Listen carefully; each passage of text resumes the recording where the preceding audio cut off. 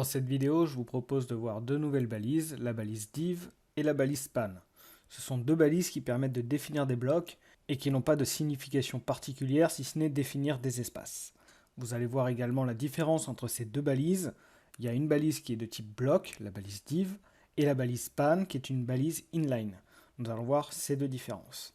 Et pour ce faire, je reviens dans le code et ici je vais refaire une ligne de séparation. Et on va créer deux balises div. Et on va mettre des éléments à l'intérieur. On va marquer une première balise div. Et je vais en créer une deuxième en dessous. On va même en mettre trois. On va marquer une deuxième balise div et une troisième. Donc là, on se retrouve à avoir fait trois balises div et vous pouvez voir que ça a fait trois lignes d'éléments sans les espaces. La différence avec les balises paragraphes qu'on avait vues précédemment, c'est que les paragraphes rajoutent un espace avant et un espace après. La balise div n'a pas ce formalisme-là, c'est juste trois lignes qui sont inscrites. On va maintenant faire des balises span et vous allez voir la différence sur ces balises span. Donc on va marquer la même chose. Une première balise span et on va mettre le reste en dessous. Une deuxième. Et une troisième. Vous pouvez voir que les balises sont affichées à la suite. C'est ce qu'on appelle des balises inline, c'est-à-dire qu'elles vont se mettre à la suite les unes des autres. Voilà, donc c'est les deux grands types de balises. Les balises blocs, donc qui se mettent à la suite, et les balises inline. On peut regarder également, donc là je vais ouvrir la console en faisant F12, si vous êtes sur Chrome. Donc suivant votre ordinateur, parfois c'est fin F12 ou CTRL F12. Donc là, on peut cliquer sur ce petit bouton, ça permet d'aller inspecter le code. Donc cette console, on peut la regarder d'abord rapidement. On a les éléments, donc là ça répète un petit peu tout le code qu'on a ici. Et on a la console qui nous servira par exemple si on fait du JavaScript pour afficher des choses à l'intérieur. Nous, on ne va pas avoir plus loin, on va s'arrêter sur éléments pour le moment. Et ce que je vais faire, c'est que je vais cliquer sur cet élément ici.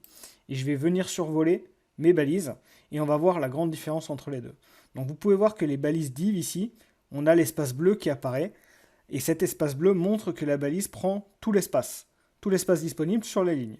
On va faire la même chose sur une balise span. Et vous pouvez voir que la balise span s'arrête sur la taille de l'élément qui est présent à l'intérieur. Donc voilà, c'est la grande différence entre les balises inline, que sont les balises span, et les balises blocs qui prennent vraiment tout l'espace. C'est pourquoi on a d'ailleurs une ligne à chaque fois qu'on met une balise bloc. Il n'y a aucun autre formalisme disponible sur ces deux types de balises sans passer par du CSS. Donc ici, on s'arrête vraiment sur du basique au niveau de l'affichage. On peut également regarder rapidement les autres balises que nous avons créées précédemment. Et vous pouvez voir que les balises de type titre ici sont également des balises blocs, comme le sont les balises div. Les balises UL, LI sont également des balises de type bloc. Elles prennent tout l'espace disponible. Pour la balise paragraphe, c'est également le cas. C'est une balise de type bloc également. Avant de passer à la suite, je vais vous montrer comment créer des commentaires en HTML. Et pour faire ça, on utilise le chevron ouvrant, point d'exclamation, double tiret. Ça permet de créer un espace de commentaire. Donc on peut le faire sur plusieurs lignes.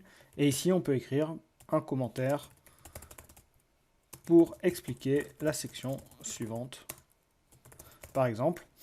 Et donc ça permet d'afficher du texte seulement visible par le développeur, donc c'est-à-dire vous qui êtes en train de faire le code, et qui ne sera pas affiché à l'écran. Donc là, si je sauvegarde, je vais actualiser, vous allez voir que ces éléments-là, alors je vais quitter la console ici, ces éléments-là qu'on a mis en commentaire dans cette fameuse balise n'apparaissent pas à l'écran, ce qui est tout à fait normal puisque c'est juste utilisé pour le développeur. Voilà. Donc c'est pour vous donner des indications et vous mettre des petits marque-pages, on va dire. Donc n'hésitez pas à en user et en abuser suivant ce que vous avez besoin de faire.